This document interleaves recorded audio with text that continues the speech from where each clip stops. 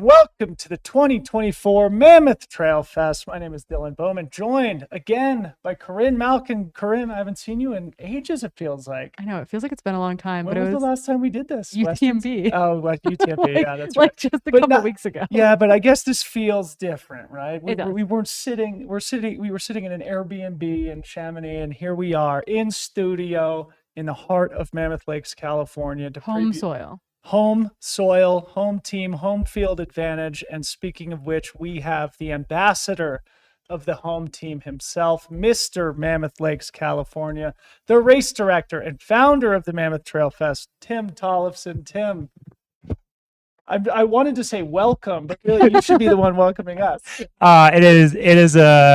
It's with great pleasure that we have all of you back in town sharing what's going to be hopefully a pretty sweet weekend, and so thank you for taking the time to join us here in our little mountain community. Yeah, well, thank you. It's my first Mammoth Trail Fest. I can't believe it's your first one, right? Well, it's only happened 3 times, man.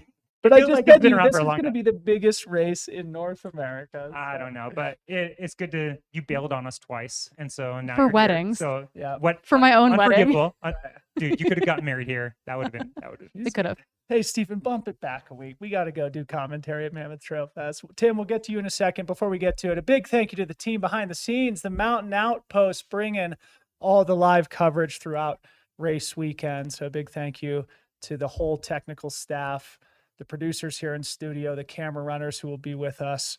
We heard that Patty O'Leary is going to be one of our finish line correspondents up on the top of the hill tomorrow. We're going to do a full run of show here in just a little bit, but maybe just sticking with Mr. RD, Tim Tollefson, like we were just saying. This is year number 3. Maybe just bring us into your head. What does it feel like to be in the 3rd edition of the race that I know you had been ideating and crafting in your heart and soul for many years before it began? What's it feel like to be back? It's fantastic. I'm just really excited that the weather's cooperating with us, that everyone showed up. And after like a year of planning since the last edition, it's really fun to see people in town smiling. And honestly, our entire team is just stoked to see people believe in this event. And the fact that it keeps gaining traction, it's a testament to everyone involved. And honestly, our hearts are full. The fact that we get to share our love of the Eastern Sierra with not only the people on site, but the global community tuning in. So honestly, it's a dream. It's sweet. Yeah, I mean, you have like a cult following almost. I drove down with a gal who I think has done the triple here every year that it's been around. And so it's like, and she's back again this year. So really it's like, once you get a taste of Mammoth Trail Fest, it's hard to leave. The triple. The triple. Yeah, it's really cool to see those legacy runners develop. And it's something that I think it's just a testament to everyone involved.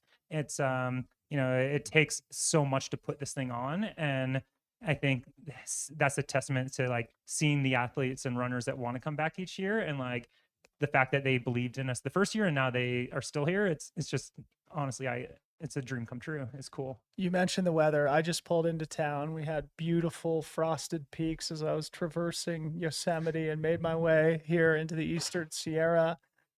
The weekend looks absolutely beautiful, but I'm guessing the weather probably added some complications for you and the team this week. Talk about navigating that. It's always a moving target. We say, locals say only flatlanders and fools try to predict the weather, and all of us are feverishly trying to predict it. And sure enough, like Monday, we had a snowstorm. It dusted the mountain south and north of the actual course, actually got a substantial amount. And then the last couple of days were kind of ripping winds, but then we had a bluebird day, a little dusting last night, and it's actually going to be warming up each day from here on out. And I expect like optimal running conditions, like calmer winds, bluebird skies, no precip, and we might get a little snow-capped mountains, which is just great. But at least tomorrow, at least tomorrow, perfect for the VK. I know, for the hill climb. And dude, I don't know if you saw, there were a couple late entrants to the VK. We'll talk about that in a second. It's going to be a great way to kick off the event. How many runners this year? So yeah, we have, I think currently maybe like 2,100.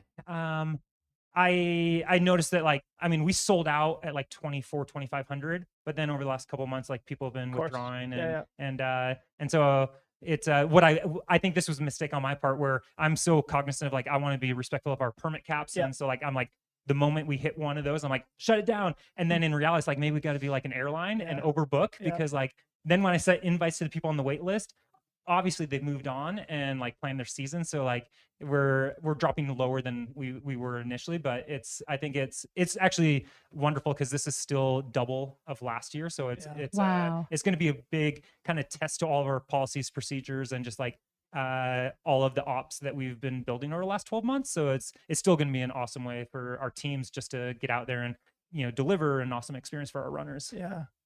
So before we let you go, a couple more things. At least one new thing has been added tomorrow night. I know Zach Marion and Corrine are pinning bibs on to go to battle. Talk about the addition 10K. of the 10K. Oh man, I'm so excited about the 10K. So yeah, you know, what we've realized with Trail Fest is, again, we're just like, you know, grateful that so many people want to be a part of it. And the sad thing is, then when our races sell out so quickly, then there's like, hey, we want to share it with more. So we kind of, you know, it was in the incubator, and then we decided to launch it kind of last minute. But the 10K, it's a party vibe race Friday night, and one of our good friends in the ultra community, he's going to be DJing the race, and it's under the Sierra Stars through the forest. It's basically, you have headlamp required, cruiser, California single track. So you leave the village from like with Skylar sending people out with the like DJ spinning tracks on the stage. Skizzle Fresh, right? Skizzle Fresh. Yeah, there you go. And then they get to go out, shred 6 miles into the forest. There's a really cool aid station Goose putting on. I heard there's an lights. igloo out there. Yeah, there's a lit up igloo. There's inflatable or disco lights throughout all of the like hanging off trees. And then they're going to come back into the village. Another party. We have some really cool things for them to finish. And the cool thing is that it's so approachable, because it is like that true California carpet, that we're finding a lot of crews, family members, and like true beginners are trying it out, even though it is headlamp, you know, it's a challenge. But you know, some of the other mountain courses are maybe a little intimidating. So this is a great way just to share Trail Fest vibes with everybody. Corrine, anything you want to say about your anticipated dominant performance tomorrow night? I ran 75 miles on Monday, so I don't know that I'll be dominating anything, but I'm really excited to get to go and just like run with people and get to like have that party atmosphere. And it's a great way for me to get a run in on what will be an otherwise very busy weekend. Yeah. I'd love to hear you just, maybe this could be a final question before you go get yourself some rest before a huge weekend. But when you announced the 10K, obviously you made it feel like a different experience, this night race with lights and a DJ and stuff. We heard rumors that there may be a marching band at the top of the mountain tomorrow. So as you're like ideating and creating this event that very much has Tim Tollefson as the heart and soul, like how are you coming up with these things, or what's like the inspiration that you draw from to go above and beyond to create a special experience? Honestly, I think it's just taking little pieces of things that I enjoy or appreciate of like different disciplines, different events, domains, and kind of in any aspect. Like, I mean, I watch a lot of fashion shows, and so like there are little pieces I pick up from there, like, but different sports, and then like everyone involved, they like have input. And so I think we just like throw things against the wall, and then like we are always thinking about what is the runner experience going to be like. And like that like really comes to the top of every conversation. Is like, hey, if this is going to be cool for our runners, if it's going to enhance it, if it's going to leave a lasting memory, and like we think that they're going to enjoy it, then we're going to say yes and go down that path. And some of the ideas that we've had don't pan out, but like we just try. Like it's I just think it's, you got to try it out. And it's really about just attempting to give runners the best experience, because I think that's at the heart of this. Like we want people to have a good time, fall in love with trail culture, bring their friends and family next time. Like it's you know, trail running is going to save the world. So like, we got to like, and creating like moments of awe, which I think that's what's really cool, is that like you're creating these really special moments that are probably unexpected at times for what people expect a running race, a trail race to be, and that is incredibly special. Yeah. Tim Tollefson, thanks for coming in studio, buddy. We're going to talk about tomorrow's race. We'll give a little run of show, but we're very happy to be here. Thank you for accommodating all of us and for hosting us in beautiful Mammoth Lakes, California. Big round of applause for Tim Tollefson. All right.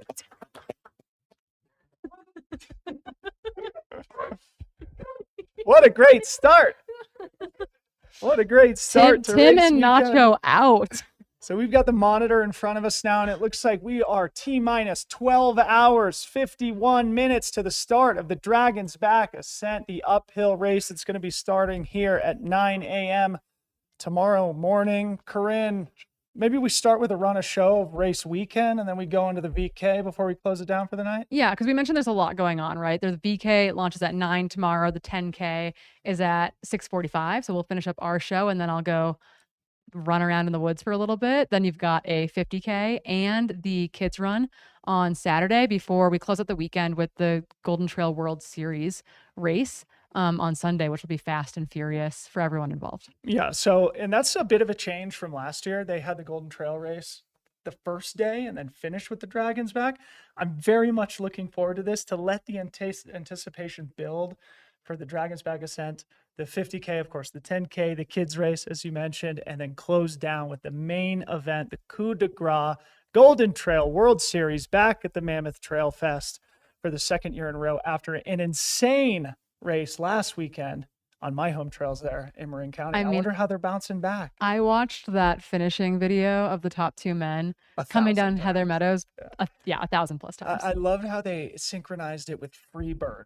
Of all things. The all-time guitar solo, absolutely ripping down the Heather cutoff single track. So that was a quick run of show. It's going to be a busy, busy weekend, and we are going to be here in studio all weekend except for Sunday, where Corrine and I are getting bumped out for the Eurosport team.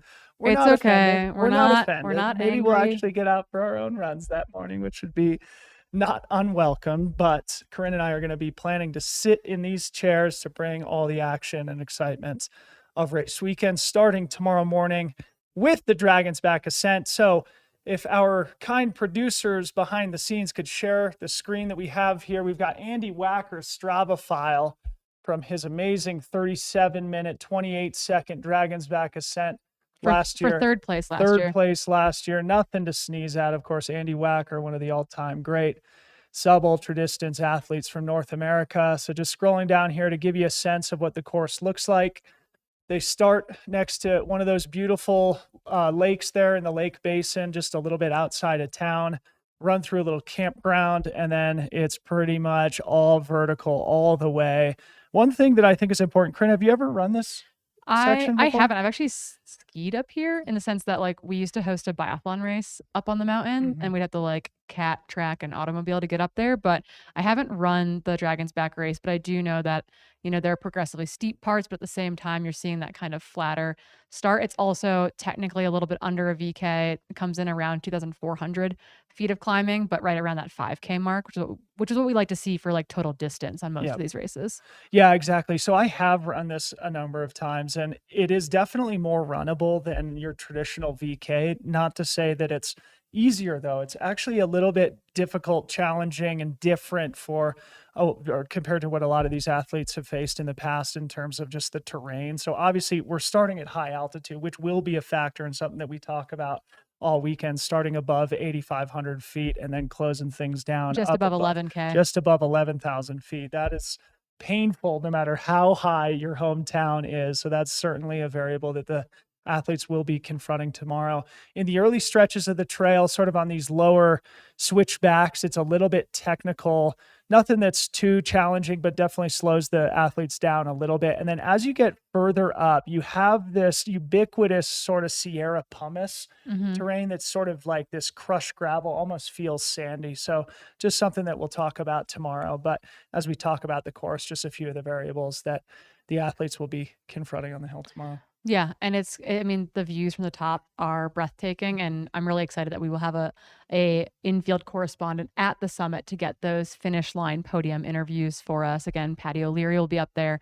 We'll let them catch their breath a little bit, and then we'll drill them with some hard-hitting questions. So before we move on from the course, I think it bears mentioning here, you'll notice that at the top, it also does get a little bit flat before the final kick up to the summit. There should be a cool marching band, like we said, up there before.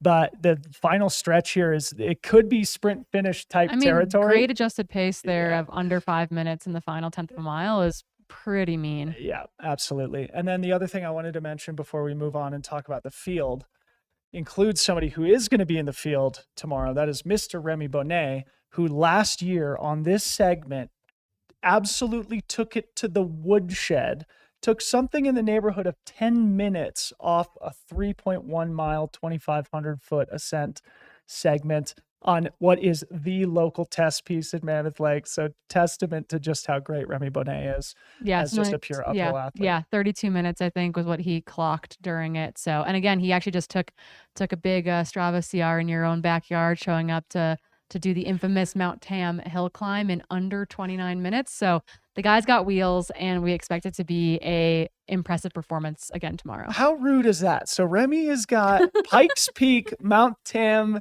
and Mammoth Mountain Dragon's Back Ascent, and the incline, we should say. So Remy Bonet is just stealing all the Strava CRs from us proud North American trail runners, but much, much deserved. And we should say he ran that segment 2.5 minutes faster than Chad Hall, who was the second fastest last year and who was second fastest on that segment. So, even on just the pure uphill race, I think Remy has his own work cut out for him to better his own mark. Speaking of which, Corrine, you want to get us into some of the field that's going to be taking the start line tomorrow? Yeah, it's interesting because we've got people doing the triple, for example. We've got people here to race specifically the Golden Trail World Series. And I was actually kind of hoping that we'd have more of those runners from Sunday toeing the line tomorrow. That is not going to be the case, it looks like right now. But currently on the list, we mentioned Remy Bonet, Chad Hall, who has won the Ascent before, who has that now second fastest time on it, is on that start list. Another interesting name, and Pat Parcell, kind of local guy. And then Andrew Bachman was a name that stood out to me. He's a North Bend, Washington guy, my backyard, has won Tiger Claw, can throw down on an Ascent. And so those are kind of the guys that I am at least initially keeping my eye on the men's side of things for the VK. Also, Remy Leroux from Waterloo, Quebec. He's a VK, yeah, World Mountain Running Association specialist. Yeah. So he will be. He's competed in at the that World mix. Champs for Canada a couple of times. Yeah, he'll be in that mix for sure. I don't think Tommy Sullivan's running. He might be. He's on the start list, but that's kind of the thing too, is that we're not 100% certain on the starting fields for tomorrow just quite yet. But those, I would say, those 5-6 guys should be where our podium is coming from. Yep. On the women? On the women's side, it's kind of a bit of a mixed bag. I actually drove down today after flying in from Reno with a gal who's been on the podium twice, Bellingham's own Kennedy Riffner. I think that she's got a really good shot at taking the win this year, if not definitely being back on the podium. MK Sullivan is on that start list. She just ran the Headlands 27K last year. This is kind of her, while being from Reno, this feels kind of like her hometown race in a lot of ways. She's been here year over year. If MK is starting, I could see a real drag race, all out battle between the two of those runners. They are both very fit. They are both very fast, and this course suits them both super well. Yep, absolutely. I don't know if you said this, but I think MK won the Dragon's Back Ascent. And she has the fastest time on it thus far. Her time from 2022, she did not run it last year. She ran it in 2022. She ran 40 minutes and 15 seconds. And then Kennedy, who I mentioned, has the, I think, 5th or 4th fastest time in 46 minutes. So curious to kind of see what that looks like out there. Cool. And it looks like Judith Weeder, who is going to be taking the start line, I think, in the Golden Trail race on Sunday, has the CR on the segment, running 43:40. So slower than MK's time from 2022. Awesome. Well, tomorrow's going to be an incredible race. Of course, we're just kicking things off here.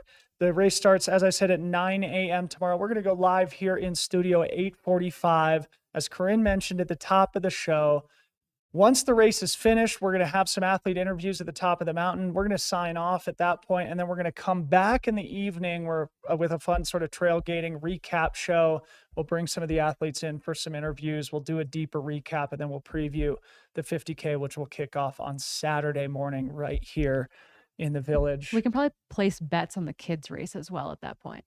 Okay, awesome. Should we put it on the fantasy site? Let's put it on the fantasy site. Let's get Rhodes a bib, and let's put it on the fantasy site. Inside trading right now. Maybe in closing, go to fantasy.freetrail.com. We're picking 10 deep in the Golden Trail race. So I'll remind you that a couple of times before the race kicks off on Sunday morning, but we're picking 10 deep, a race that certainly deserves it. So go make some fun predictions over at fantasy.freetrail.com. Are we forgetting anything here in the opening show? I think the biggest thing too is not just people behind the scenes here with Mountain Outpost, but have to give big shout outs to the presenting sponsor being Solomon. Goo is here as well. And then Mammoth Mountain, who's our host for the entire weekend.